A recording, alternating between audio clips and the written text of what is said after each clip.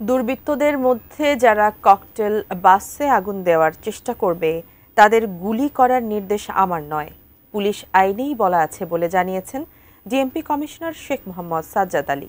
বলেন, ঢাকাবাসীর জানমালের নিরাপত্তা দিতে আইন প্রয়োগ করবে পুলিশ।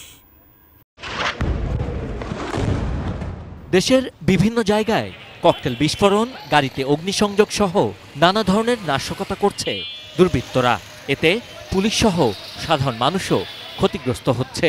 যারা এ ধরনের কাজ করে পুলিশের মনোবল ভাঙার চেষ্টা করছে তাদের বিরুদ্ধে আইন প্রয়োগ করার পাশাপাশি এসব না করার আহ্বান জানান ডিএমপি কমিশনার।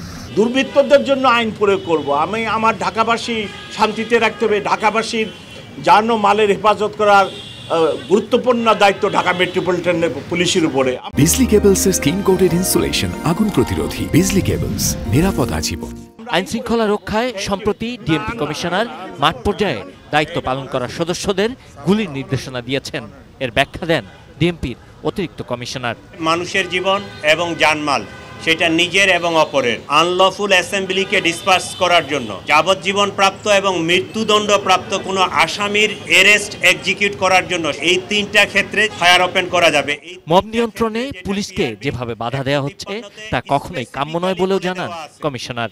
আমরা আপনাদের সাথে রাস্তায় কোনো ক্লাসে কোনো সংঘাতে জড়িত হওয়ার জন্য নয়, আমার অফিসারদের সাথে আপনারা এহেন আচরণ করবেন না।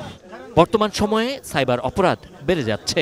ভুক্তভোগীদের এর প্রতিকার দিতে এবং সাইবার অপরাধ দমনে ডিএমপির সাইবার সেন্টার উদ্বোধন করেন কমিশনার, যা 24 ঘন্টায় ভুক্তভোগীদের সেবা দেবে। Sabbir Ahmed, ATN news, Dhaka.